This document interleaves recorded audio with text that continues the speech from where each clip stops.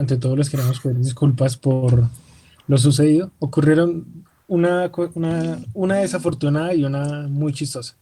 La desafortunada es que había eh, pues un caso de fuerza mayor que nos impedía presentar el seminario la primera vez. Y la segunda vez fue que yo renové la fecha del seminario 8 días después, pero no me di cuenta que se la renové para mí. Entonces, solo me conecté yo, básicamente. Entonces, qué pena y pues, entonces ahora sí demos inicio al seminario. Entonces, ya les comparto pantalla. Dame un segundo.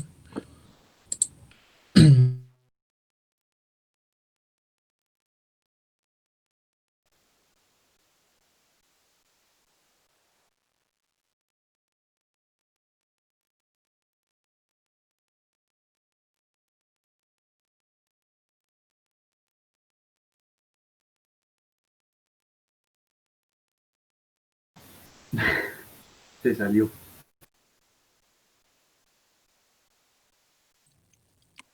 Vamos a ver si ahora sí.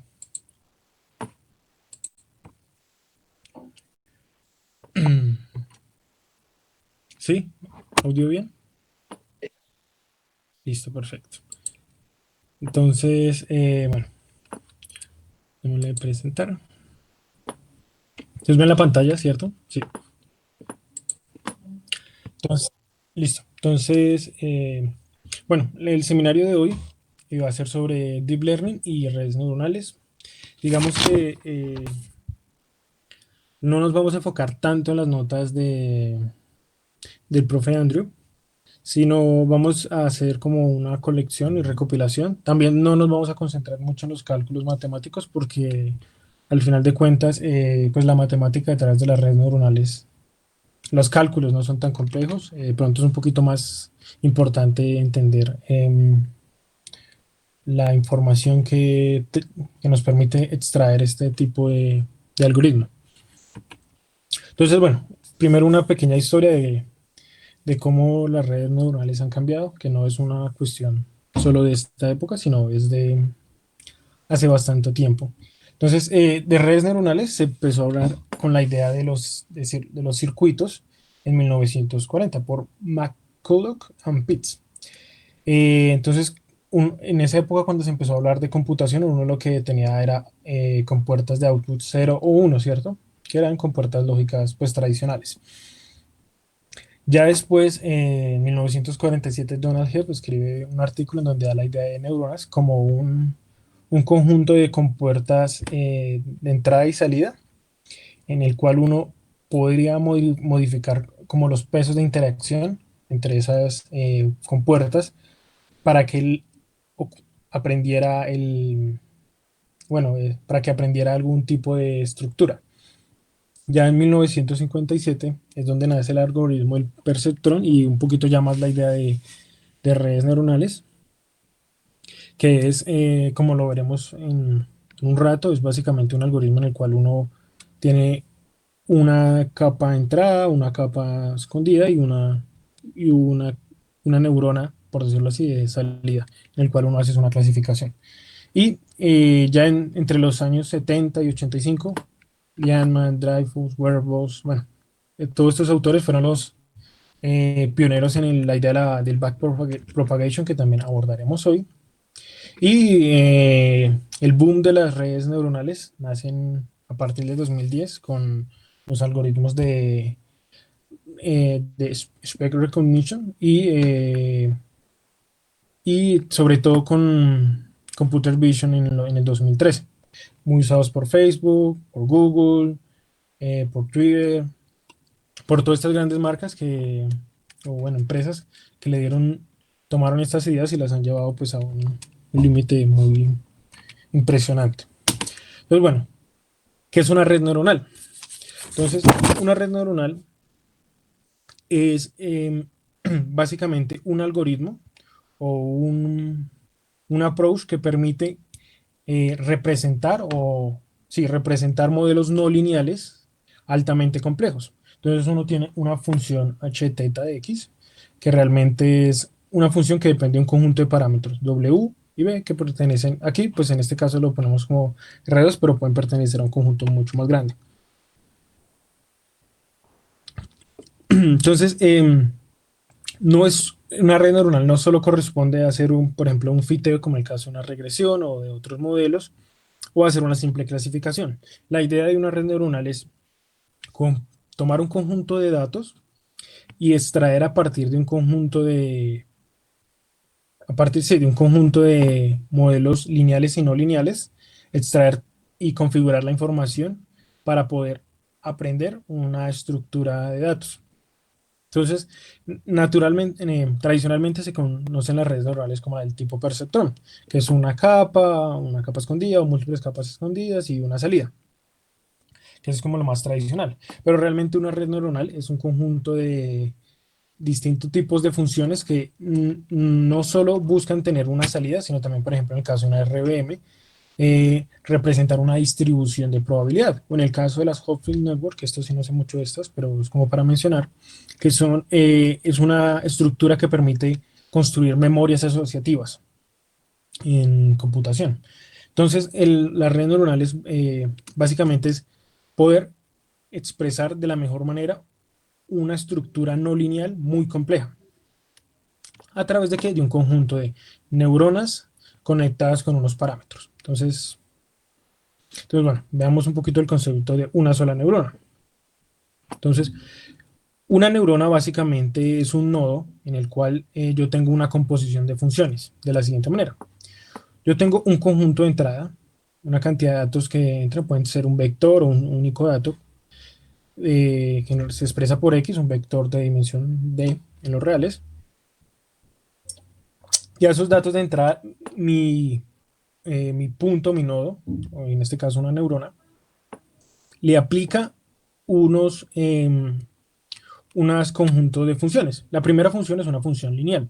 Entonces, la función lineal, ya ahorita veremos a continuación un poco qué es lo que hace la función lineal, pero o sea, parte de la expresibilidad de la red neuronal viene en utilizar una función lineal y en acompañarla con una función no lineal, que es lo que se conoce como una función de activación, que básicamente toma eh, un, un valor real y lo lleva a otro valor real. Ah, bueno, aquí no expliquen. El W va a ser básicamente los pesos con los que recibe cada dato. Entonces, por ejemplo, si yo tengo tres datos de entrada, entonces a cada dato de entrada hay asociado un peso que, pues, en parte también cuando uno optimice estos valores de pesos, la idea es darle prioridad a los datos que son o a las entradas que son más importantes. Y un bias, que básicamente es como una corrección a ese valor. Entonces, en general, una neurona es básicamente una compuerta de la cual toma un conjunto de datos y los expresa de forma no lineal. Bueno, entonces, esas funciones de activación son muy importantes, ya que son las que permiten darle ese poder de expresibilidad no lineal al modelo y que dependiendo del tipo de salida o de, por decirlo así, de construcción que le queramos dar a nuestra estructura, pues va a cambiar. Entonces, por ejemplo, bueno, acabo de mostrar un ejemplo muy sencillo. Entonces, digamos, entra un vector 5 y 2, ¿cierto? Con pesos punto 5 y punto 2. Entonces, el álgebra es muy sencilla, ¿no?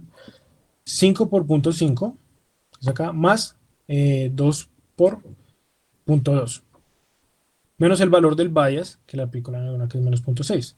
Entonces, le voy a aplicar a esto que se llama la función máximo entre 0 y el valor, que básicamente es la función ReLU, que ahorita hablaremos un poco más adelante.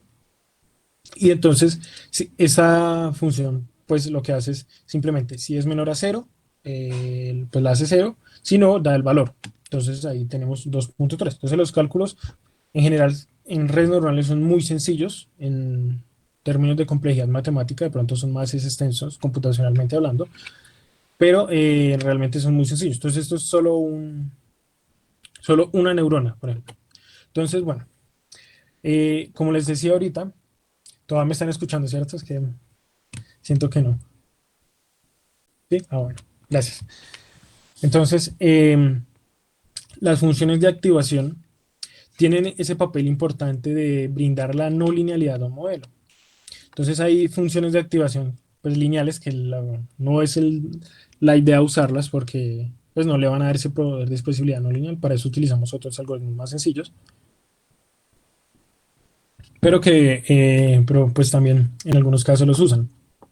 Es como por ejemplo la función paso escalón o la teta de Heaviside, que es básicamente cero para valores menores a cero y uno para valores mayores a uno. Entonces, estos tipos de funciones de activación son buenos para utilizarlos en capas de redes neuronales que veremos más adelante. Cuando tenemos conjuntos de salida binarios, pero en general son malos para cualquier problema que conlleve múltiples outputs pues que la salida del modelo sea valores múltiples. La función lineal básicamente no se recomienda. ¿Por qué?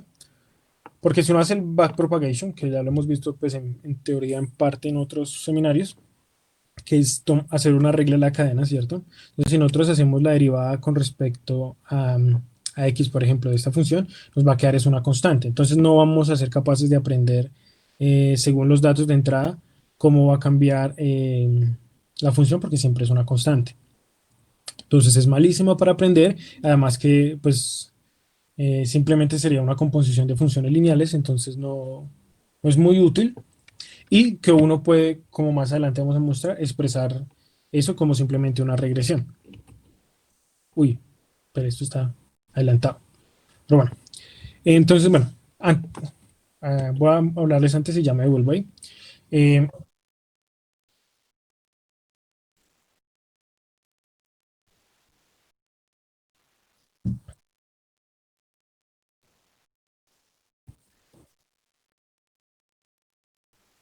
sí, exacto. Sí, o sea, es malo en el sentido de que no es bueno para usar, por ejemplo, algoritmos de backpropagation, pero es bueno para una regresión lineal. Solo que, o bueno, es como lo veo, el usar toda una estructura, por ejemplo, una red neuronal para hacer una regresión lineal, de pronto no sea lo más óptimo con respecto a otros algoritmos que de pronto ya hay. Sí, quizás ahí uno puede añadir lo siguiente. Si utiliza esta función de lineal, si funciona de activación lineal, que la vamos a ver más adelante, eh, las redes neuronales pierden su poder expresivo y uno termina teniendo es un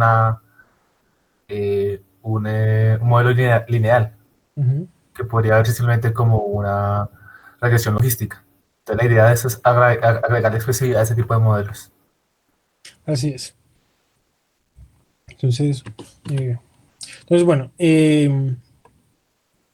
las funciones de activación hoy en día hay muchísimas y también son un tema de investigación. Por ejemplo, la más conocida tradicionalmente, que es una forma de hacer la función paso escalón, pero suave, que es la función sigmoide, que es, pues, una de sus ventajas es que es suave, pero que el principal problema es que con respecto a otras funciones de activación es computacionalmente más costosa y el proceso de gradiente descendente no es tan óptimo como en otras funciones de activación. Y ahorita les voy a mostrar qué es lo que hace cada función realmente en los datos. Está también la función ReLU, que es básicamente la que les mostré ahorita, que es máximo cero o el dato.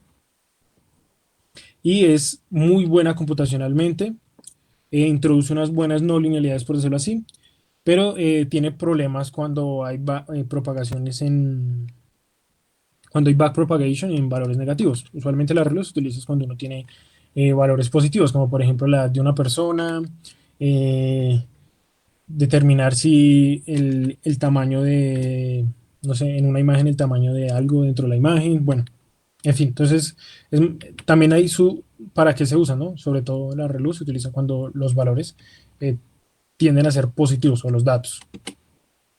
Hay una función de activación como las softmax, que es básicamente por decirlo así, es una función que no me da solo un valor, sino me da la probabilidad de pertenecer a un conjunto de categorías. Entonces, por ejemplo, en el caso que les muestro acá, mi output final ya no va a ser solo un valor, sino va a ser un vector que me va a dar las probabilidades de pertenecer a cada una de las categorías. Entonces, en problemas de clasificación, la softmax es muy usada. Y la switch es una función que sacó Google hace poquito, pues, o sea, es una función, pero Google se dio cuenta hace poco que es muy útil para problemas de clasificación de imágenes y de análisis de video. Entonces, funciona muy bien como la Relu, pero tiene una ventaja y es esa suavidad y además eh, eh, la habilidad en valores negativos. Entonces, en realidad, hace poquito vi un paper en el cual comparaban el rendimiento del mismo algoritmo exactamente con esta función y con la función ReLU y otras más, y este presentaba pues un resultado final de unas cuantas décimas, por decirlo así, de mejor approach, pero sí han demostrado que esto es una función aún mejor y computacionalmente muy eficiente. Lo de computacionalmente muy eficiente se refiere a lo complejo que sean calcular las derivadas, ¿no? Entonces, voy a salir un momentico de la presentación, si el computador me deja así. Y entonces vamos a ir al primer notebook. Entonces, ¿sí es este? Sí. Entonces, todo lo que trabajamos en términos computacionales o de programar, lo hicimos con PyTorch. Eh, es muy sencillo de usar realmente, o sea, es muy sencillo. Entonces uno simplemente importa Torch, que es la librería de ellos. También importa, por ejemplo, para el arreglo de redes neuronales. Esto es una librería, Perdón, que si puedo hacer un poquito de zoom para que se vea mejor la letra. claro, mejor. Espero que sí, si no, pues por si las moscas le hago otro poquito. Ya. Eh, entonces, esto es una librería que para hacer plots que he creado, Juanito me repite el nombre, ¿cómo es que se llama el autor? Siempre se me olvida. Sí, quizás aquí un poquito como de contexto. Este contenido no lo hicimos nosotros, sino que lo sacamos de un curso que dio Jan LeCun junto con Alfredo Canciani sobre Deep Learning. Nosotros lo que hicimos fue pues, leer los notebooks que ellos hicieron y pues entenderlos y se los presentamos acá junto con un poquito de cosas ahí de explicación que nosotros le pusimos. Ahorita más adelante les vamos a contar sobre el curso Uh -huh, y, y pues bueno, este RES es un módulo que ellos crearon para hacer gráficas bonitas. Sí, uh -huh. es sencillito. Sí, entonces, pues bueno, en esta primera parte la idea es como que extraída un poco del curso de ellos, es mostrar qué hacen esas funciones de activación y por qué son importantes para esa introducción de las no linealidades en los sistemas. Entonces, bueno, PyTorch es simplemente una librería para hacer, eh, en general, cálculos basados en Torch. Muy usada actualmente, la usa Tesla, la usa Uber y y también por ahí como que la está usando SpaceX. Pero bueno, entonces es muy sencillo. Entonces él tiene una ventaja muy importante con respecto a algunas otras librerías que aún no están en TPU, GPU, perdón. Eh, y es que pues es muy fácilmente adaptable a estas librerías, a estos tipos, perdón, de hardware. Y entonces en este caso, pues porque tenemos un computadorcito caserito, entonces usamos, básicamente le decimos que es un computador, una CPU, que se va a ser nuestro dispositivo. Entonces aquí vamos a generar simplemente un conjunto de datos aleatorios, 1000 puntos, que los crea Torsa de forma aleatoria. Y bueno, estas líneas son simplemente para dibujarlos bonito con la librería de Jan LeCun. Entonces ahí lo tenemos. Es básicamente una gaussiana con un poquito de ruido en 2 dimensiones. Entonces, la idea es hacer un poco de visualización de las transformaciones que tienen estos algoritmos. Entonces aquí simplemente tenemos un problema lineal sin bias, ¿cierto? Que es, uno puede hacer la descomposición, no recuerdo cómo se llama, espectral. Singular, perdón, la descomposición singular de la matriz. Entonces decimos que nuestra matriz tiene esta eh, descomposición singular, y lo que queremos es computar simplemente YX para ver qué es lo que hace la primera función lineal que por ejemplo, trabaja en una neurona. Entonces, aquí simplemente creamos la matriz sí, aleatoria 2×2. Este es el cálculo, entonces el arroba pues simplemente da los datos por la matriz. Y, bueno, y acá calculamos la descomposición singular y hacemos y ploteamos. Entonces, por ejemplo, bueno, ploteamos calculando los valores obtenidos de lleno con los X que les ha mostrado anteriormente. Entonces, que son estos mismos, ¿no? Entonces son X. Entonces, por ejemplo, acá vemos cómo actúa una de estas funciones lineales. Entonces, básicamente las funciones lineales permiten es reflejar o ampliar o contraer los datos. Eso es lo único que pueden hacer las funciones realmente lineales. Entonces, por ejemplo, tenemos el conjunto de arriba de datos y para unos valores singulares de 0.6 y 2.35, entonces vemos que alarga en, en, en X y alarga un poco y contrae un poco perdón, en Y y en X. Después ya para un valor más alto en X del valor singular, entonces alarga ese en X y contrae en Y. Entonces básicamente es pues igualmente acá, es una forma muy sencilla de representar qué es lo que le hace a los datos una función lineal. Ahora, aparte, pues está la transformación lineal ya directamente, que es si utilizáramos, por ejemplo, en nuestra red neuronal, que realmente no hemos dicho que es una red neuronal, pero estamos simplemente hablando acá de, de esta, y es una secuencia de la red neuronal, simplemente va a ser en PyTorch, le dice uno la secuencia, no le dice que la función de activación, pues acá le da los tamaños de entrada, ¿no? Del número de neuronas, básicamente. Y, bueno, le decimos sí, una función lineal, le decimos que utilice el dispositivo y que no utilice gradiente descendente. Entonces, por ejemplo, acá vemos lo mismo. Básicamente lo que hace la función lineal, si lo utilizáramos en este problema. Entonces es una contracción y reflexión de los datos, ¿sí ven? Por ejemplo, refleja hacia este lado y los contrae. Entonces, por ejemplo, lo que vemos acá es eso. Reflejó hacia este lado y contrajo. Entonces, bueno, lo interesante es ya usar funciones no lineales, ¿no? Que son las que permiten dar la expresibilidad a nuestro modelo. Entonces, en este caso, por ejemplo, nuestra transformación no lineal va a ser una matriz, bueno, un problema lineal, como veamos ahorita, aplicado a una función sigmoide, que es básicamente lo que tiene una sola neurona. Entonces, aquí un poco para ver pues, la fórmula sigmoide, que ya la habíamos visto, ¿cierto? Aquí voy a quitarle un poquito eso.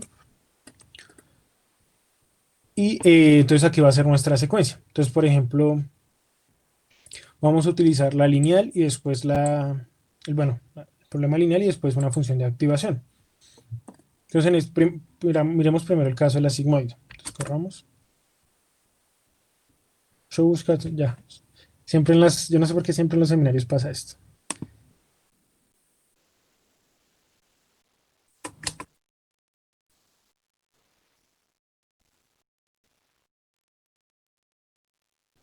Eh, sí, sí, eso es una matriz. Vuelvo aquí un Pero, segundito. pero la cosa está en que ellos lo que hacen es que quieren implementar una transformación afín. Claro. Ujú, Entonces, si ya que ellos ponen ahí bias igual false, ujú. entonces esta es una transformación que es una multiplicación por matriz 2×2 más un corrimiento. Como ponen bias igual false, entonces el corrimiento es cero. Lo único que están haciendo es una transformación lineal. Entonces, Ujú. sí, Sí, cómo es no. aleatoria. O sea, se inicializa de forma aleatoria. Ya después, si uno le quiere dar un valor, se lo pone.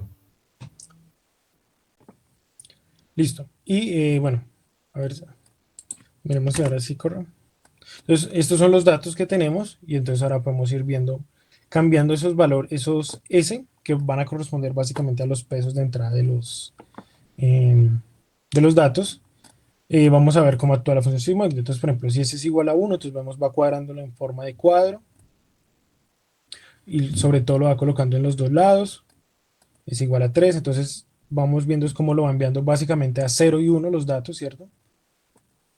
Pero de forma más suave, cuando vamos incrementando. Entonces, lo que vemos es básicamente em, cómo se va aproximando a una especie de doble línea Qué pena, Nico, sobre una ese. pregunta. Sí. Creo que me perdí. ¿Qué significa S1, S2, Ok, S3, listo. S4? Vale. Entonces, S1 y S2, aquí, perdón, no, aquí, ya, listo. Entonces, básicamente, esa transformación afín de la que hablaba ahorita Juanito es esta matriz, que es una matriz diagonal, y ese va a ser el valor de eso, de esa matriz. Entonces, ahí lo que uno ve Ah, eso está básicamente en el problema de la red neuronal asociada a los pesos 1 y 2, solo que en este caso lo estamos colocando los dos S iguales. ya son los valores de la matriz de pesos. Sí, Ok, entonces gracias. esto es básicamente un problema afín con una transformación no lineal.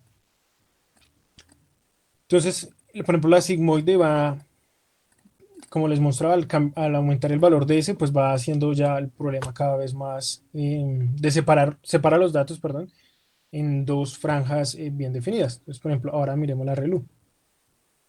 Por ejemplo, cerramos aquí y arriba comentamos. Bueno, por la función ReLU, lo que hace es lo que les comentaba ahorita básicamente, ¿no? Los envía a 0 o a su valor. Entonces, por eso vemos sobre la línea un máximo muy definido, ¿cierto? Entonces, bueno, sobre las líneas, ¿no? Realmente, que como esto es un problema bidimensional, entonces envía los datos o acá, que son los ambos valores de 0. Y los que los que no eran negativos, pues los deja donde estaban. ¿Sí? Entonces no vemos pues un mayor cambio con ese. Y ya cuál era la otra función que habíamos mirado. Bueno, la tangente, pero esa pues no se las mostré ahorita, entonces pues no hay necesidad. A ver. Entonces, bueno, aquí ya la idea es mostrar.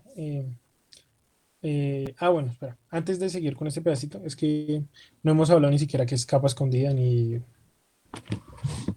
ni capa de entrada. Entonces, antes quisiera hablar un poco de eso. Entonces, déjenme aquí, presento pantalla.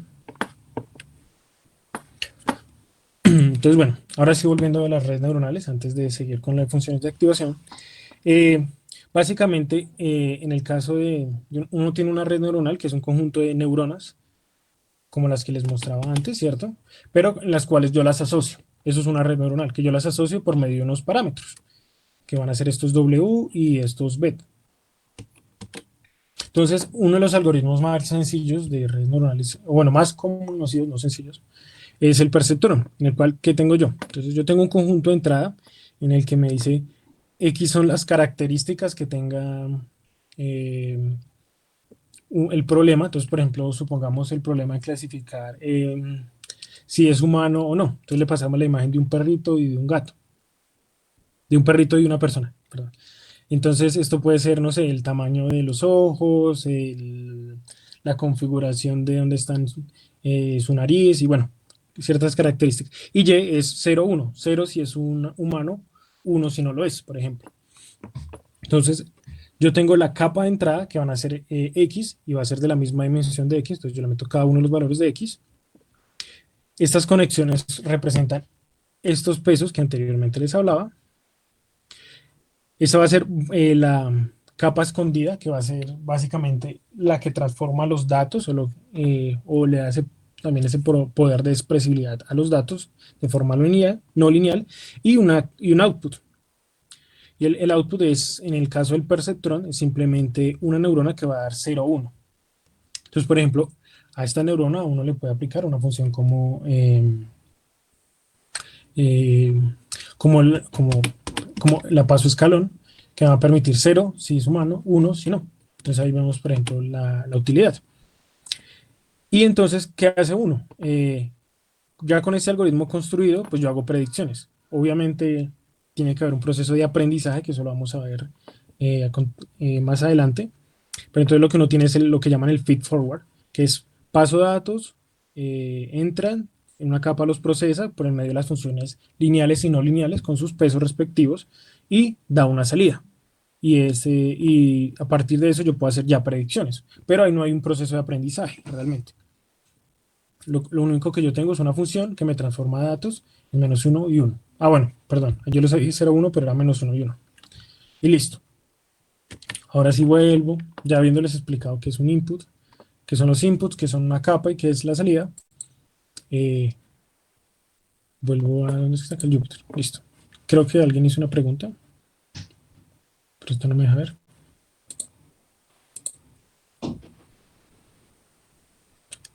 Ah, ya. Listo. Ok. Entonces, ahora, ¿cuál es la idea? Entonces, bueno, aquí muestro otra vez los datos originales que les había mostrado antes y voy a hacer una secuencia de red neuronal sencilla. Entonces, con una función de activación ReLU. Entonces, yo tengo el modelo, defino el modelo como la secuencia, aplico la linealidad, que es el W por X, ¿cierto? Entonces entran, es como si yo le dijera, entran dos datos y salen un conjunto de capas de neuronas escondidas, que digamos van a ser 5. Aplico la función ReLU y después hay otra no linealidad que va a ser, perdón, otra linealidad que tiene el tamaño de 5 y sale con 2. Entonces básicamente es una salida de dos neuronas. Y defino que mi modelo tenga el device que ya definí originalmente. Esto es para decirle que no haga gradiente descendente. Porque ahorita no queremos pues mostrar todavía el aprendizaje, sino cuál es el efecto de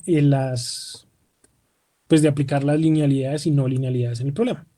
Entonces, primero utilizamos la función ReLU. Voy a correr esto. Esperemos que no se muera.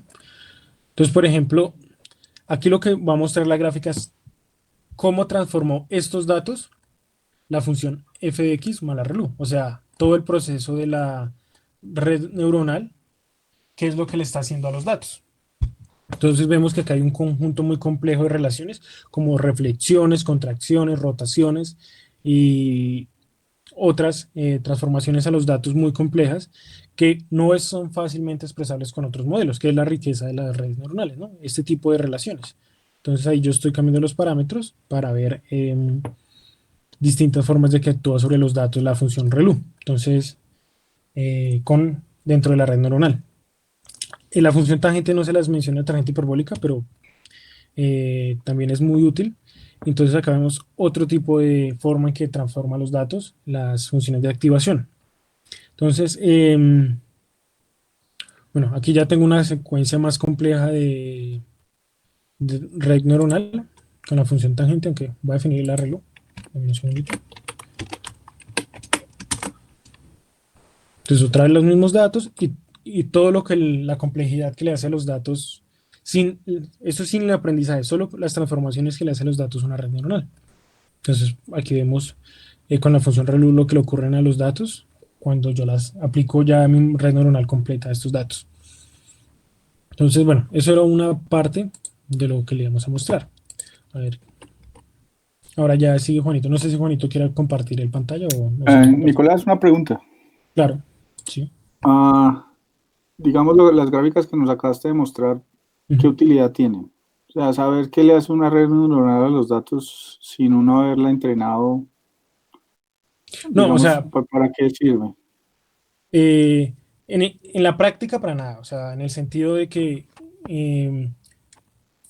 no entrenar una red neuronal, pues no me va a dar, no me va a permitir pues hacer predicciones correctas. La idea que hacíamos con esto es mostrar, a diferencia de otros problemas, qué es lo que le hace a los datos, ¿no? Entonces, o sea, sí, la idea básica es mostrar las transformaciones complejas que hace una red neuronal a los datos y que permite encontrar relaciones, pues digamos que no son vistas a simple vista, valga la redundancia. Pero, no, pero ahí las Ws son aleatorias, ¿no? Sí, sí, o sea, aquí realmente, o sea, Entonces, no, pues no muestra nada. Eso puede ser cualquier cosa o no. sí, eso, o sea, puede ser cualquier cosa, pero la idea es, o no es, te va a mostrar como un algoritmo de red neuronal, sino es mostrar la complejidad que hace sí, la complejidad de la forma en que trabaja una red neuronal, ¿no? Ok. Ujú. Sí, no tiene o sea, sí, no tiene una aplicación práctica y digamos que esto no me va a permitir a mí discernir fácilmente, sino es una manera de mostrar pues lo complejo que trabaja una red neuronal. Entonces, digamos, Ujú. entonces ahí vimos, hasta el momento vimos un poco de la estructura simple de una red neuronal, de general, de qué se compone. Entonces ya ahora toca entrar ya un poco a lo que es Deep Learning y pues Juanito ya empieza. Vale, ¿Vas a, gracias. Ujú. Juanito va a compartir o sigo compartiendo? No, yo comparto, Nico, tranquilo. Listo, vale. Eh, Abajo de madre se me olvidó compartir pantalla. Your screen, a window, está donde estamos, share. Listo, esa era la presentación que estaba componiendo Nicolás, ¿no es cierto? View, dice el control F5. Me gusta este, vea. Listo. Eh, espérenme alguna cosa aquí para poder verlos. No sé, sentirme que sea más fácil como saber si están como siguiéndome. Pero la motivación, Nico ya la dio. Ahora la idea es empezar a hablar acerca de el Deep Learning. ¿Qué es el Deep Learning? ¿Cómo se motiva? Y qué es lo que se trata de hacer con ese tipo de cosas, con ese tipo de arquitecturas. Entonces, en los modelos que nosotros hemos visto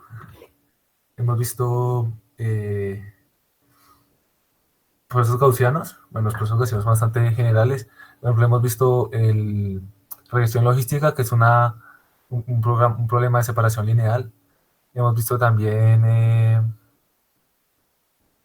cómo hacer clasificación con gaussianas, que permite a uno tener fronteras lineales o fronteras cuadráticas. Y la idea del Machine Learning, que inició desde 1950, era hacer esto que está puesto acá. Tomar algún conjunto de datos, extraer como a mano, si va a mano utilizando inteligencia, utilizando conocimiento experto, extraer características y después esas características pasárselas a un clasificador que me pudiese decir a qué categoría o un regresor que me pudiese hacer una regresión lineal sobre estas características. Aquí también cae lo de métodos de kernel, por ejemplo, aquí donde uno fija el kernel, entonces uno lo que está haciendo es cogiendo su espacio, mandarle un espacio de muchas más dimensiones y esperar que en ese espacio de dimensiones grandes sea linealmente separable. Entonces la idea del deep learning es entrenar este extractor de características que viene acá, en la mitad, o sea, no utilizar uno que sea fijo, sino entrenarlo. Entonces el deep learning lo que utiliza son estas arquitecturas compuestas de varias capas de neuronas, o incluso arquitecturas más complejas, y se busca es poder entrenar este extractor de características. ¿Cuál es el problema? Que usualmente las características que se extraen no suelen ser muy fácil, no suelen ser de fácil interpretabilidad para nosotros las personas, pero para la máquina sí. Por eso se llaman cajas negras. Y pues al final, ahí se entrena un clasificador. Listo, siguiente. Entonces, aquí para los amantes de las matemáticas. Aquí hay un resultado bastante interesante. Esto es, la pregunta que les suelen hacer a las personas que siguen el Deep Learning es el siguiente, o que aplican Deep Learning es, si yo puedo aproximar cualquier función, tan cerca como yo desee, con arquitecturas shallow, aquí las traduciríamos como poco profundas, o sea, poco profundas es si tenemos una red neuronal, pues una red neuronal con solamente una capa escondida, o por ejemplo una máquina de soporte vectorial con un kernel radial. Eh, entonces, pues hay resultados. Esos resultados aparecieron entre los 80 y los 90. rigurosamente, donde mostraban, por ejemplo, que aquí en este paper, que las redes neuronales con una sola capa son aproximadores universales. Cualquier función que yo quiera la puedo aproximar también como quiera. También puedo, por ejemplo, aquí, con una máquina de soporte vectorial y un kernel radial basado en los datos, también podemos aproximar cualquier función también como queramos.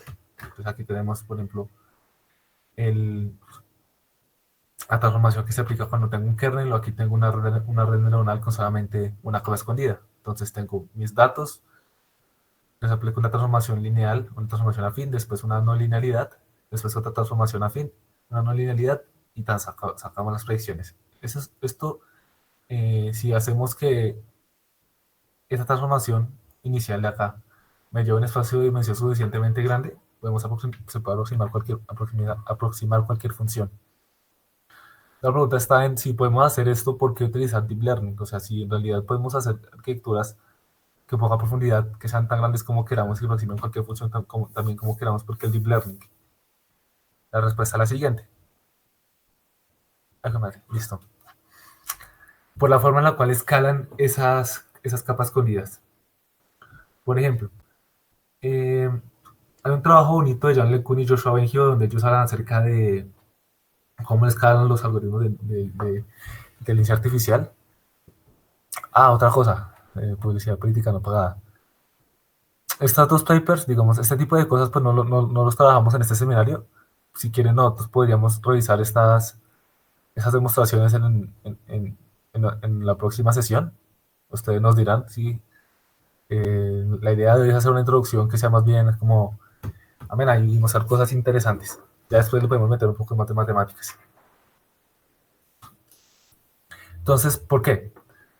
Primero, si yo tengo redes poco profundas, entonces el ancho, o sea, la cantidad de neuronas que tengo que poner en la red de la mitad, porque lo que estoy haciendo es cogiendo los datos, los meto, le hago una transformación que lo lleva a un espacio de dimensión mucho más alta, donde yo espero que sea linealmente separable.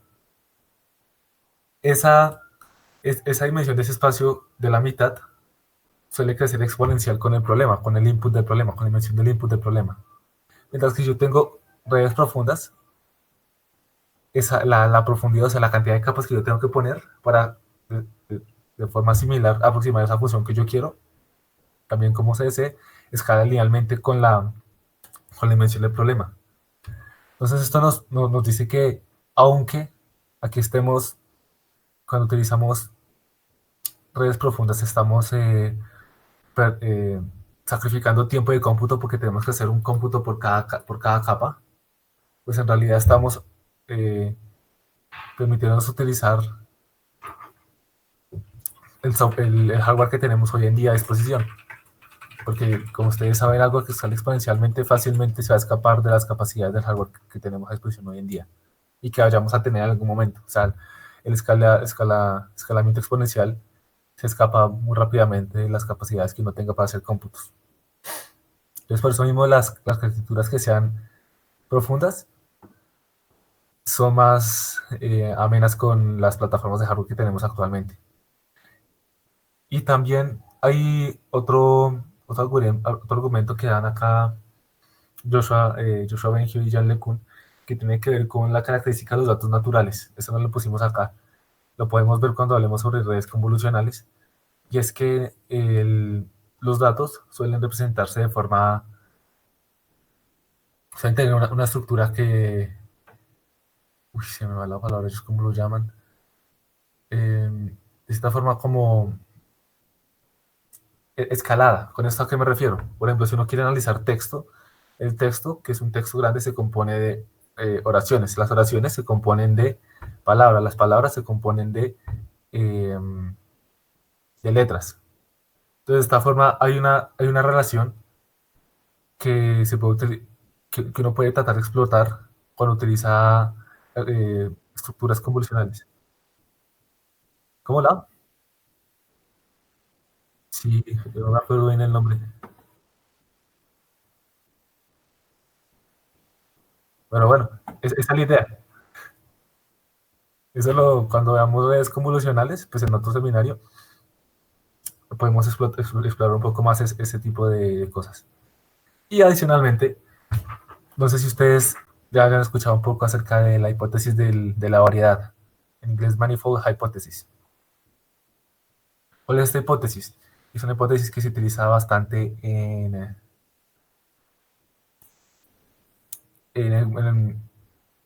la comunidad del Machine Learning.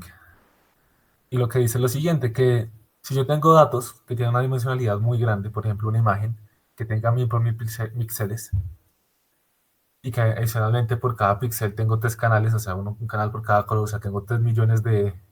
cada imagen vive un espacio de 3 millones de dimensiones. Y a mí yo solamente estoy mirando imágenes de caras de personas y quiero identificar su expresión. Y pues, cómo están puestas me refiero. Sí, quiero identificar su expresión. Entonces, de esos 3 billones de dimensiones que yo tengo ahí, que están relacionadas, que son independientes unas de otras, quizás esos datos que son mis caras van a vivir en un conjunto o en una variedad diferencial, bueno, llamémoslo incluso una variedad topológica, cuya dimensión sea mucho más pequeña. Por ejemplo, en este caso, si yo tengo una cara, pues tengo la orientación de la cara, y pues uno tiene los 3 ángulos de Euler para hablar sobre la orientación de cualquier objeto sólido. Y adicionalmente los rostros de las personas tienen 50 músculos, o sea, eso me dice que por mucho yo tengo la dimensión de mis datos va a ser 53. O sea, la dimensión de esta variedad en la cual están metidas estas caras. Pero esa relación es no lineal entre las diferentes variables. Entonces esto es lo que motiva también utilizar ese tipo de arquitecturas. Les voy a mostrar aquí por qué. Porque uno lo que tiene, uno lo que le gustaría llegar con ese tipo de arquitecturas es poder tener esta cosa que uno llamaría como un extractor ideal de características. O sea, yo tengo la cara de esta señora, que a veces está brava, triste, pensativa, aquí está sacando la lengua. Y la idea es, yo le paso esta cara al extractor ideal de características y que él me devuelva en ese espacio de características, que sería como aquí tenemos R3 y mis datos vivirían en esta cosa que es bastante complicada, que me dé dentro de este espacio, de esta forma, algún tipo de coordenadas que me permitan dar cuenta de esas características. Obviamente esto es un poquito más complejo porque, como sabrán, a veces no es posible dar coordenadas globales para una variedad que uno tenga. Toda variedad tiene unas coordenadas globales, solamente hay coordenadas locales. Pero a uno le gustaría poder tener una cosa de este estilo. Poder coger y meter la imagen que está en píxel 1, píxel 2, píxel n, donde n va hasta 3 millones, meterse la extractor de características y que me dijera, ¿está rotado o no está rotado? ¿Mucha expresión o poca expresión? Y un abordaje para eso es el Deep Learning. Ahí está el otro lado. Bueno, entonces, aquí, ¿cuál idea del Deep Learning? Es crear modelos no lineales generalizados. Entonces, aquí es donde lo que uno llamaría Machine Learning, pues Machine Learning es algo que combina también tanto matemáticas, estadística.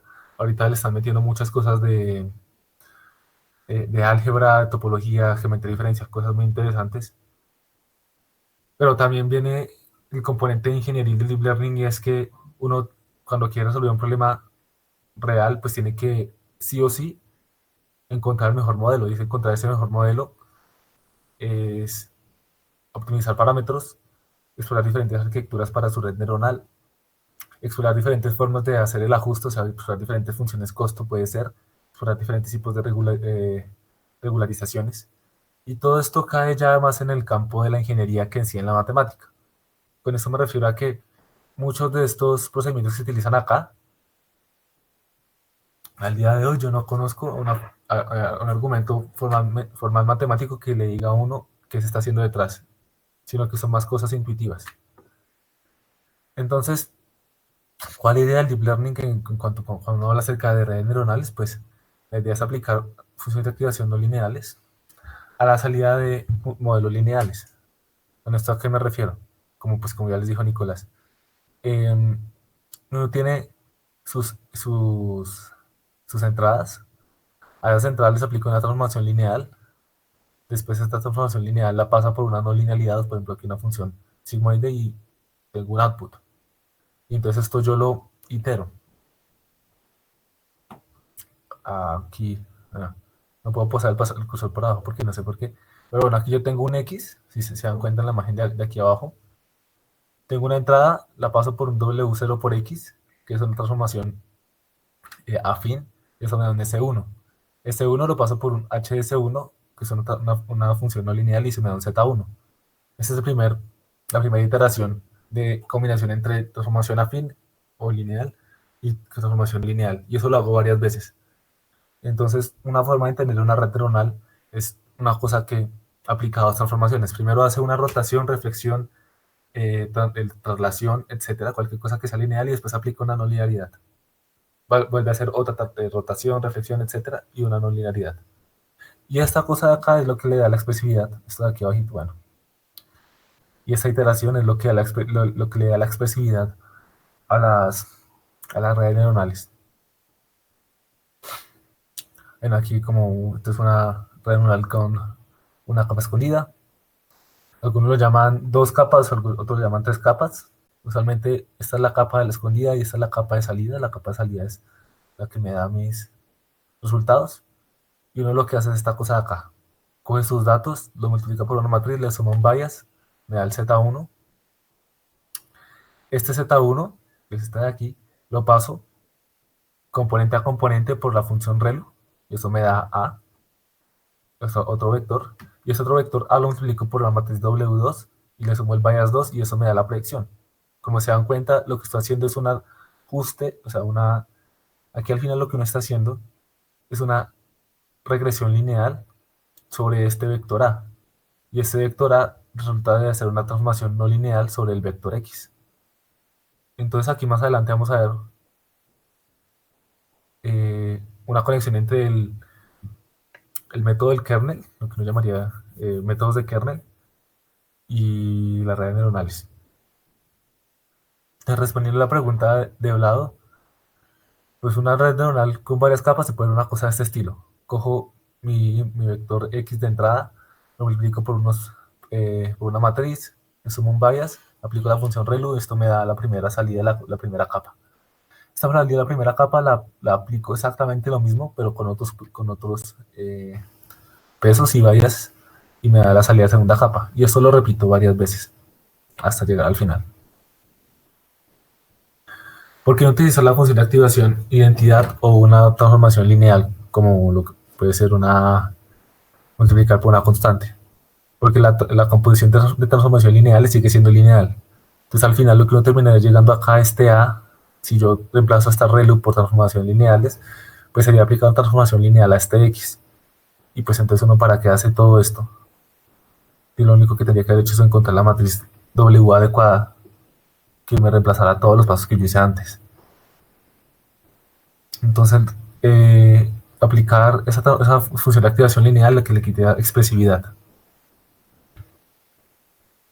Y bueno, aquí la conexión con el método del kernel es la siguiente. Uno hace transformaciones a mi vector X de entrada, le hace varias transformaciones de forma sucesiva, hasta que llega a este vector AR-1, al cual solamente le hace una transformación afín.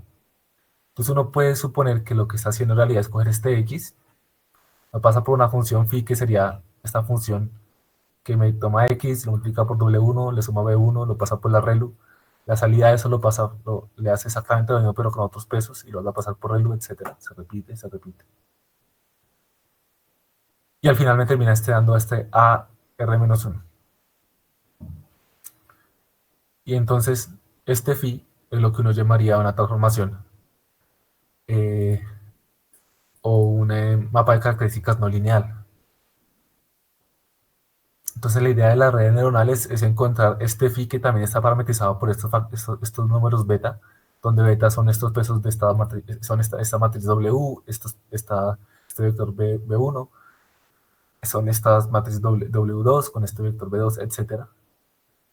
La idea de una red neuronal no puede ver como una transformación no lineal de características que está parametrizada y la cual yo quiero ajustar esos parámetros, quiero encontrar esos parámetros de tal forma que me sirve a mí para hacer algo. Ese algo viene después dado por la función costo, por la forma en que se entrena. Entonces, usualmente esta transformación de parámetros es difícil de interpretar y por eso se llama una caja negra. Y bueno, acá ya al segundo notebook. Bueno, dos cosas acá.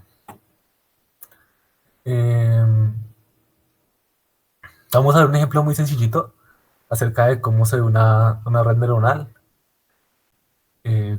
Cuando se entrena, cómo se compara con un problema de regresión lineal, de clasificación lineal.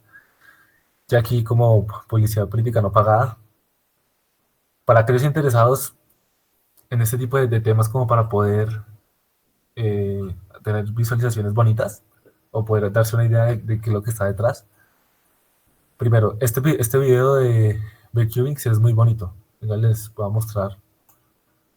¿Están viendo el video? Ah, vea, no, la propaganda. Sí. Por ejemplo, me gusta esta parte del video por lo que hace es lo siguiente. Lo que va a hacer es tener unos puntos en este cuadrado y los puntos los va a llevar al espacio tridimensional, aplicado una transformación lineal, este W es por aplicar por esta matriz y sumar un bias. Y pues esto me lo lleva a un plano. Ahora lo que va a hacer es aplicarle una transformación que es la transformación ReLU. Cuando le aplica la ReLU a estos puntos en espacio de 3 dimensiones, lo que hace es, como se dan cuenta acá, llevarlo a este tipo de figura que parece como un triángulo. O sea, todos los valores negativos los quita y los manda a cero. Pa, pa, pa. Luego, estos puntos que ya hacen acá, les va a aplicar otra vez una transformación que me lo lleva a un espacio de 2 dimensiones. Entonces, este video, bueno, como esta pequeña animación, la idea de esto es tratar de motivar el hecho de que en incluir estas no linealidades después de aplicar transformaciones lineales, me aumenta muchísimo la expresividad de mi modelo, porque si se dan cuenta, este tipo de transformaciones no se hubiera podido lograr aplicando solamente transformaciones lineales. ¿Sí ven? Ahorita los datos me los...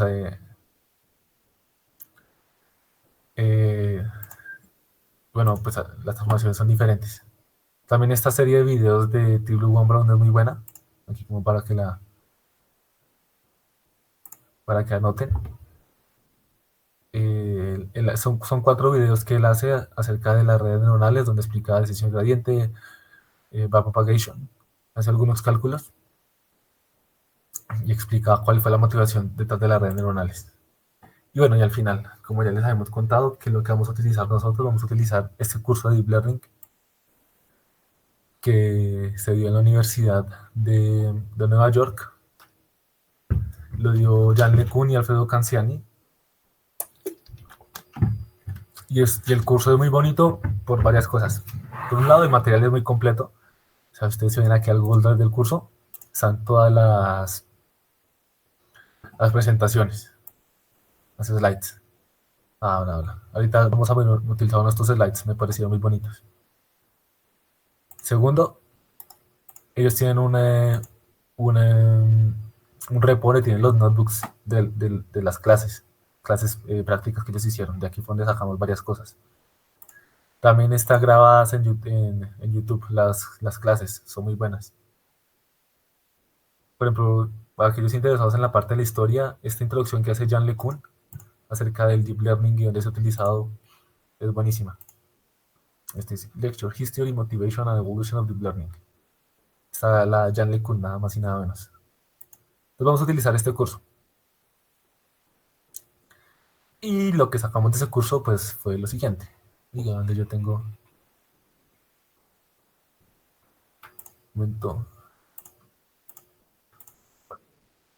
Sí. Esto fue lo que presentó Nico. Esto es lo que vamos a ver. ¿Qué tal se ve? ¿Lo agrando? Ahí se ve bien. Bueno, aquí, como ya les explicó Nico, un poco sobre Torch. Aquí uno primero cuando utiliza Torch o PyTorch, primero tiene que decirle dónde quiere hacer los cálculos. Aquí le decimos que haga los cálculos en una tarjeta gráfica si la encuentra, o en la CPU si no encuentra nada. Mi computador no tiene tarjeta gráfica, entonces utilizamos la CPU. ¿Qué vamos a utilizar aquí de raro? Aquí utilizamos un módulo para crear redes neuronales, un módulo para hacer optimización, o sea, para hacer descenso de gradiente, para entrenar redes neuronales. Y ya. Entonces aquí lo que vamos a hacer es crear esta espiral. Son 3 ramas de una espiral. Cada espiral tiene un color diferente, o sea, es una clase diferente. Y se le agrega un poco de ruido. Ya les muestro el código, ahorita lo agrando. Se le agrega un poco de ruido para que los datos no sean perfectos, sino que sea más difícil para el clasificador saber cuál es el modelo que está detrás. Entonces el código pues es bastante sencillo. Ellos crean las espirales, pues crean 3 clases. Aquí crean, esto es, con esto, es como si yo pusiera una línea sobre la espiral y digo cuántos puntos quiero tener sobre esa línea. Y lo único que hace es empezar a crear los puntos sobre la espiral y agregarle un ruido aleatorio. Después aquí crean las espirales, una por cada clase. Y las clases las definen aquí. La cantidad de clases es sí. Y pues la gráfica. Entonces, aquí este es un video también muy bonito de una de las clases de ellos. Aquí lo que él quiere hacer es lo siguiente. Él dice, la idea del Deep Learning es tratar de llevar mis datos a un espacio lineal donde se puedan hacer, donde yo pueda hacer después separación lineal. ¿Sí está corriendo? Sí está corriendo. Entonces él dice, listo, tengo 5 espirales, ¿no es cierto? Cada espiral de un color diferente. Ahora él lo que vamos a hacer aquí enseguida es cómo aplica visualmente cómo se da esa transformación de las espirales para que pueda irse de acá a algún problema que no es linealmente separable a después a un problema que sí linealmente separable. Entonces dice, listo, vea, se empieza a deformar como el espacio sobre el cual están puestas las espirales. Yo en realidad no sé cómo hacer estas visualizaciones, por eso pongo el video, pero me gustaría mucho aprender. Me parecieron muy bonitas. Aquí lo que él hace es coger la red neuronal, la aplica a varias capas escondidas, la lleva de 2 dimensiones a 3 dimensiones, grafica esa transformación de los puntos, y luego lleva de 3 a 2, o sea, proyecta, y luego en ese espacio de 2 dimensiones, pues las cosas se vuelven linealmente separables. Como se dan cuenta que ya casi que esta cosa se vuelve linealmente separable. Uno ya puede definir una frontera aquí que es lineal para cada clase. Y lo que hizo fue hacer esa transformación extremadamente como rara. Si se dan cuenta, aquí queda linealmente separables los puntos. La idea del Deep Learning es hacer ese tipo de cosas, llevar un espacio de parámetros que sea linealmente separable. Bueno, eso fue lo que... Juan, ¿podías poner otra vez desde los datos originales? Va. No me sé, entonces lo ponemos otra vez. Ok. Podemos agrandarlo incluso.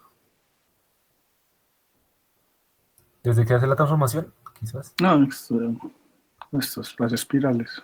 Okay. Entonces, esas son las espirales. Y entonces él muestra cómo transformar los datos, de dónde a dónde los lleva.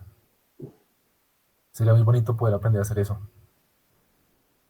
Entonces lo que está haciendo es como retorciendo ese espacio sobre el cual están los datos, y esa retorcida del espacio está parametrizada por debajo por una red neuronal que tiene varias capas escondidas y al final lo manda a 3 dimensiones. Pero es que se ve así.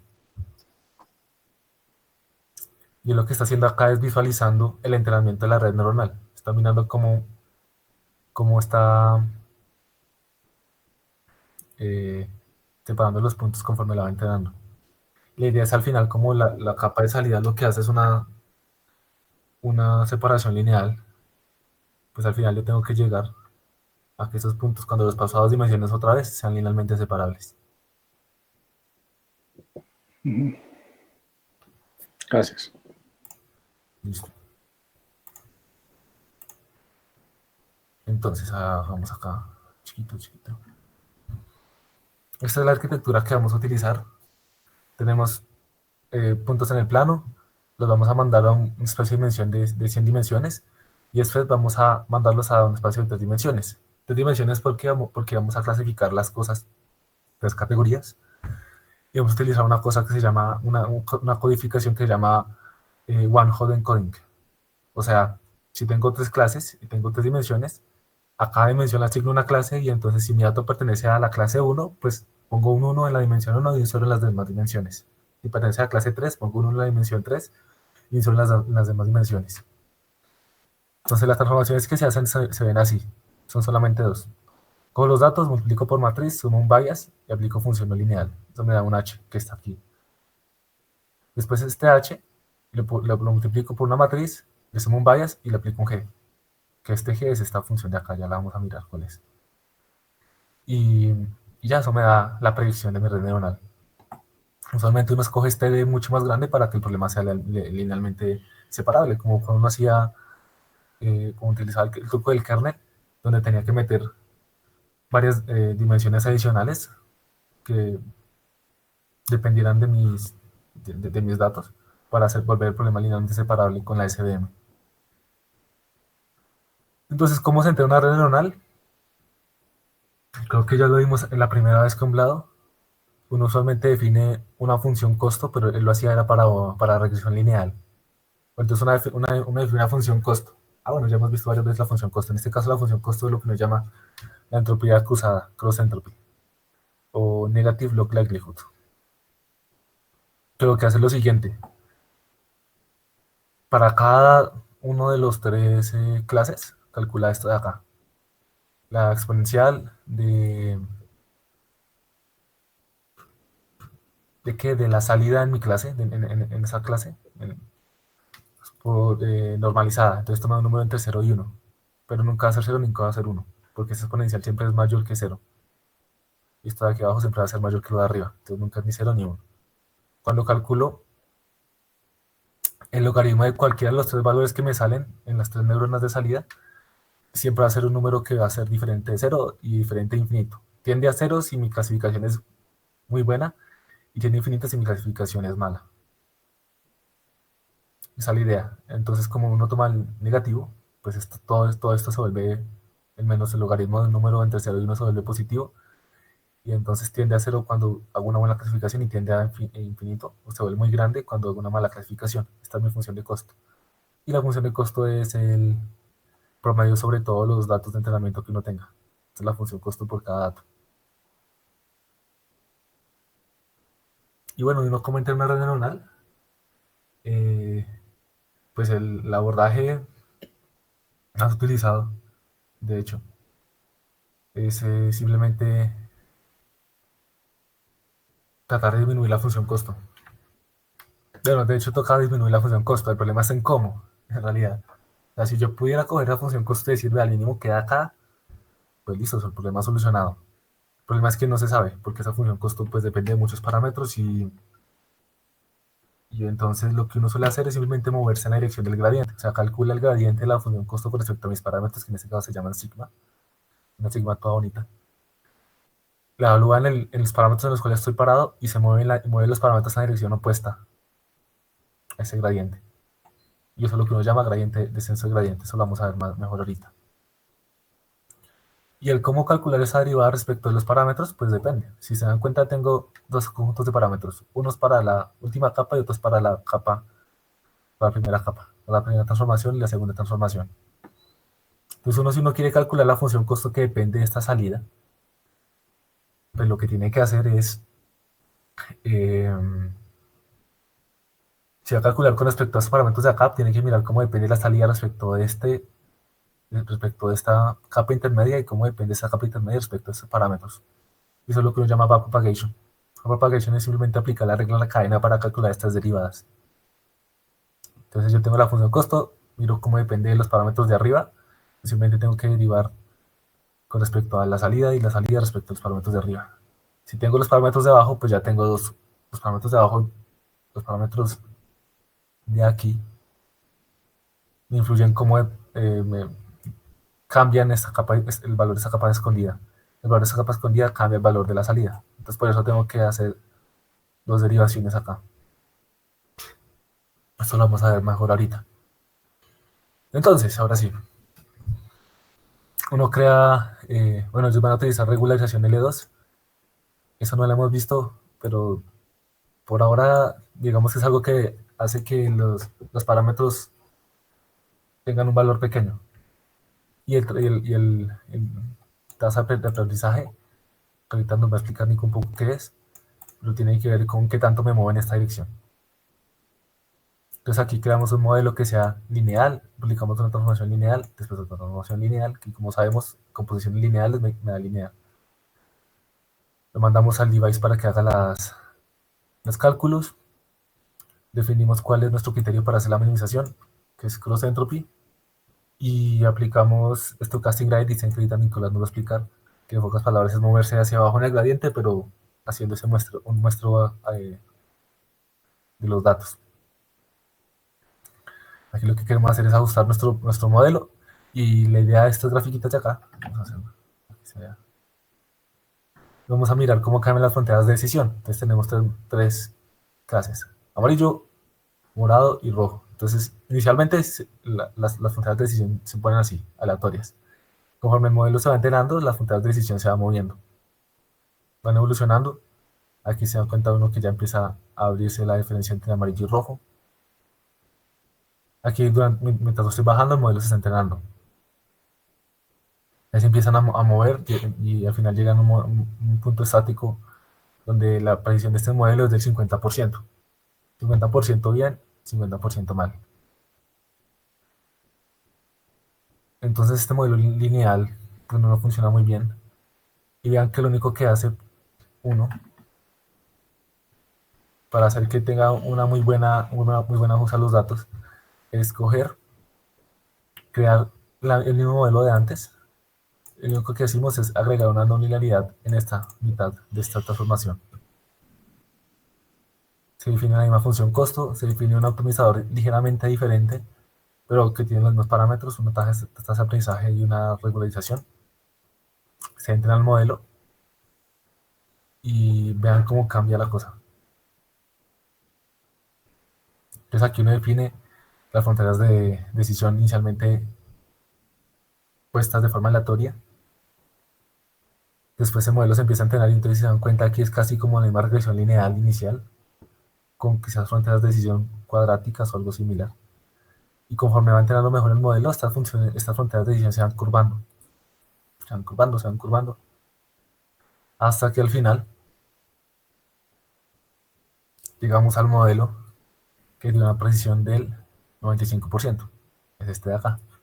Estas fronteras de decisión son altamente no lineales.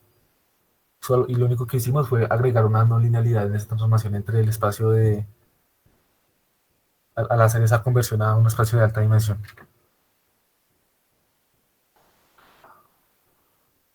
Entonces, este es el poder expresivo que le da a uno de combinar esas transformaciones lineales con transformaciones no lineales. Recomendado este curso. Una cosa que estábamos hablando es que si una opción para continuar después de hacer el curso de Jan LeCun, como estamos haciéndolo ahorita, es continuar con este curso de Deep Learning. Entonces podríamos cubrir este curso de Deep Learning tan pronto acabemos las notas de Jan LeCun. De Andrew Ng. Eso, perdón. Andrew Ng. Me volví fan de Jan LeCun. Listo, entonces aquí sigue Nico. Nico, no sé si usted presenta o continúa acá y usted me dice pasas la diapositiva. Yo creo que presento porque pues pausar el apuntador. Entonces, que disculpen nos estar cambiando de un lado a otro, pero es que hacerlo de a dos, pues toca. Me dicen si no me escuchan después de presentar.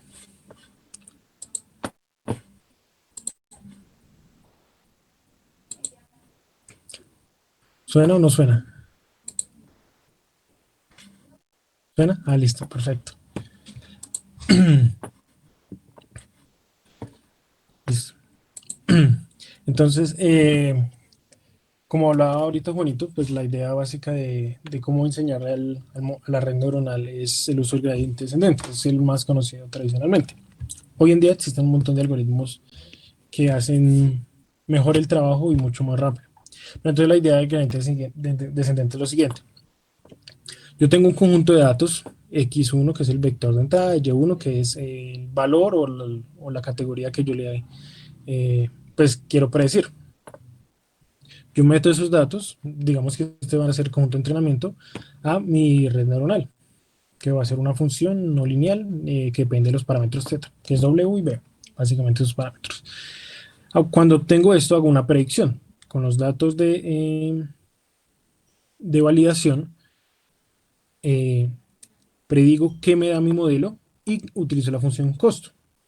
En el, dependiendo el tipo de datos que uno tenga, puedo utilizar cross entropy, F1 o mean square error. Y bueno, lo que tiene el gradiente descendente es básicamente que utiliza, uno le pasa cada una de las capas de datos, entonces entra un dato, encontró un valor de la función costo.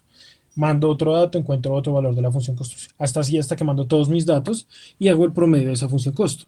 Con eso yo aplico la regla de gradiente descendente, que es mis parámetros nuevos van a ser los parámetros θ menos la tasa de aprendizaje, que básicamente es, digamos, si esta es mi función costo, y yo estoy parado en este punto, el alfa me va a decir qué tan largo es el paso. Digamos que optimizar el alfa o hacer un estudio con respecto a esa tasa de aprendizaje es muy importante porque es de pasos pequeños. Por ejemplo, yo puedo llegar aquí a este mínimo y demorarse mucho, o hacer un paso grande y pasarme el mínimo y nunca ver el mínimo y ni encontrar el valor eh, importante. Entonces, actualmente, pues uno después de hacer esto, también optimiza con otro tipo de optimizador, el hiperparámetro alfa. Entonces, el problema de esto del gradiente descendente, que es muy bueno y permite encontrar muy buenos mínimos, es que es muy costoso computacionalmente hablando. ¿Por qué? Porque yo tengo que ir almacenando todos los resultados que voy encontrando en mi función costo a través de que hago el cálculo. Entonces, si yo tengo, por ejemplo, 10 millones de imágenes, pues me toca guardar 10 millones de datos y, bueno, tengo que ir guardando cuál es la predicción de cada uno de esos 10 millones de datos. Entonces, no es tan óptimo en términos de memoria estar guardando y guardando y guardando valores. Entonces, la solución para este es el otro lado, es el Vea, estocástico. Nicolás, yo no entiendo por qué hay que guardarlos. ¿Por qué? Porque es que yo tengo que hacer, cada vez que yo evalúo mi red neuronal, tengo que guardar este JI, que es la función costo para este conjunto de datos con esto, red neuronal, perdón, con esto. ¿Sí? ¿Por qué? Porque para poder hacer este promedio, pues yo tengo que tener todos los datos. Ah, de acuerdo. Vale, gracias.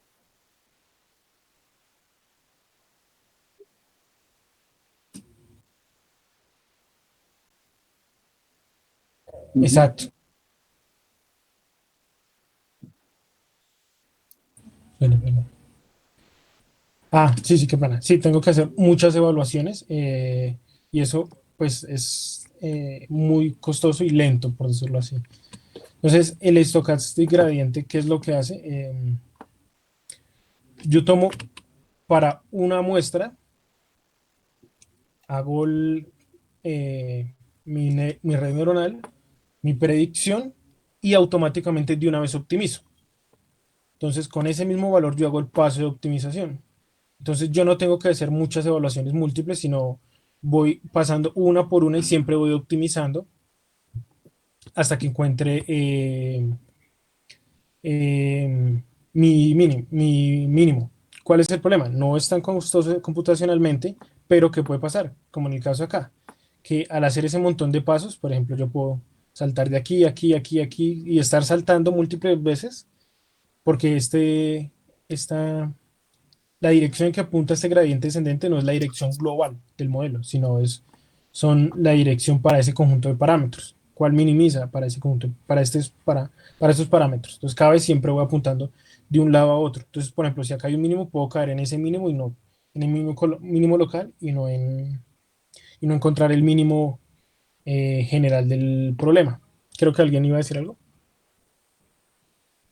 ¿no? Bueno.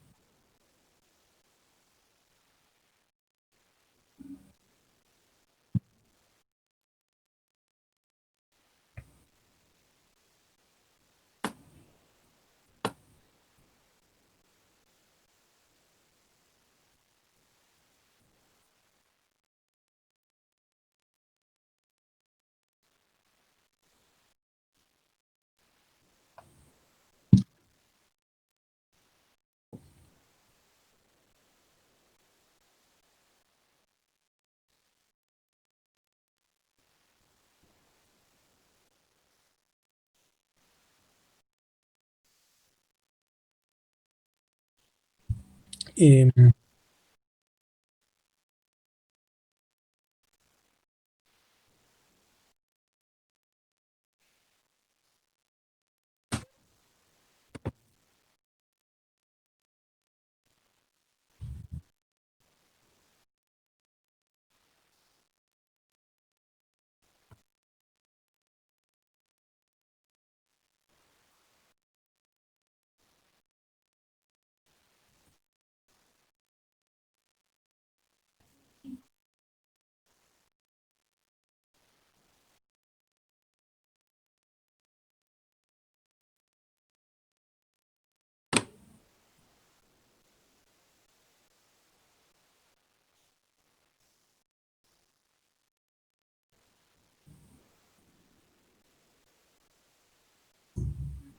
ujú.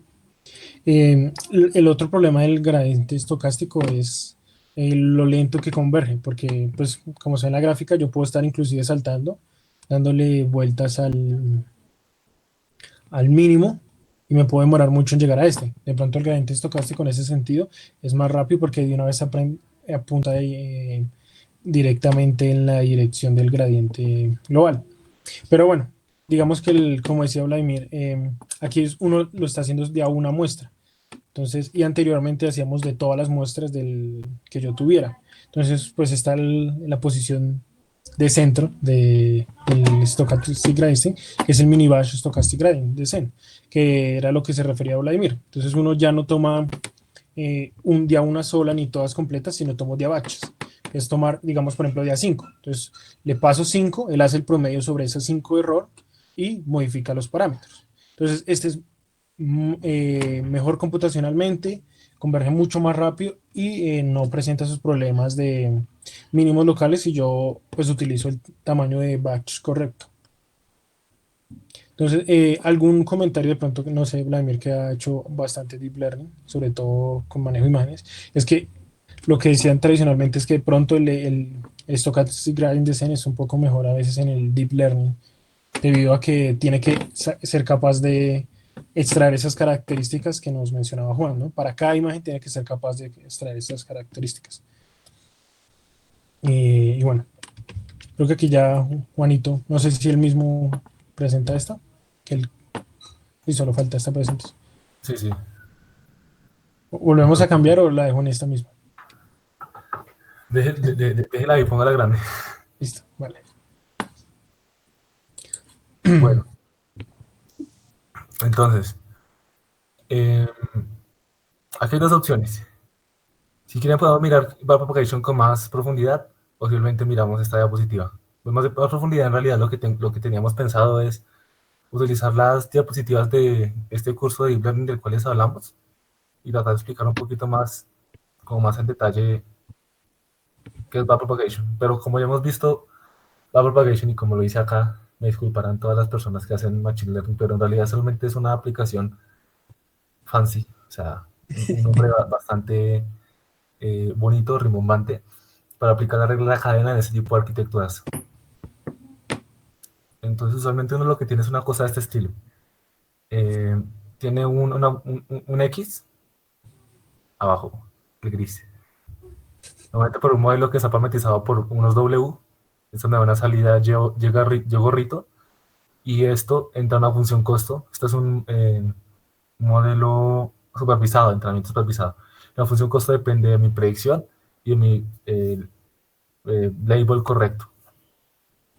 Entonces la idea es ahora cómo calcular la derivada de esa función costo con respecto a mis pesos.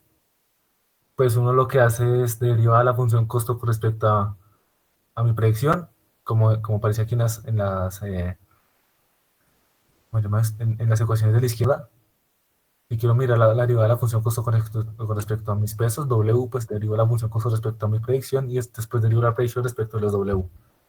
Y la predicción, pues es una predicción que depende, que sale de un modelo que usualmente es una red neuronal. Entonces uno lo que tiene que hacer, como se ve ahí en el algoritmo, es empezar a calcular la derivada de arriba para abajo, o sea, de las últimas capas hacia las primeras. Primero calculo cuál es la derivada de la función costo con respecto a las primeras capas, que es lo que está como en el paso número 5, y utilizo esa derivada de la función J, que es la cosa con respecto a las primeras capas, para calcular las de las capas de abajo. Y eso se itera. Eso en realidad es el backpropagation. Y pues uno lo que tiene que hacer aquí, o lo que tiene que tener cuidado, es con las dimensiones de los jacobianos que utilice, eh, con la arquitectura de la que utilice. Aquí estamos, este es un algoritmo que pone Andrew Ng para redes neuronales. ¿Cómo se llama esto? Redes neuronales, enlace de dirección, Feed Forward Neural Networks.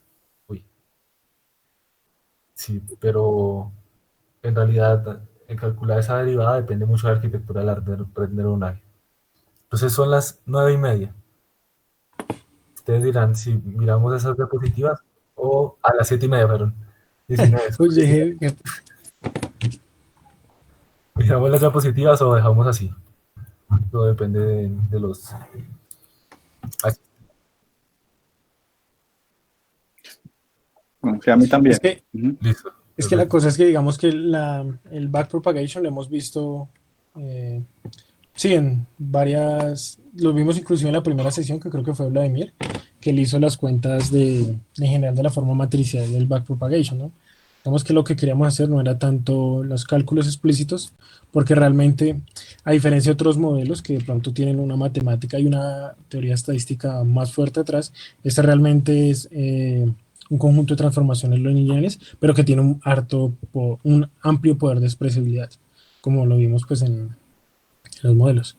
Eh, yo no sé, nosotros teníamos pues con Juanito una propuesta y es una segunda sesión de hablar de otras arquitecturas, pero viéndolo, o sea, otra arquitectura, por ejemplo, es una RBM, que eso también lo vamos a ver eh, más adelante. Entonces yo no sé si hacemos una segunda sesión con las arquitecturas o seguimos con las lecturas de Andrew Ng y después ya metemos un poquito más la cabeza de Deep Learning.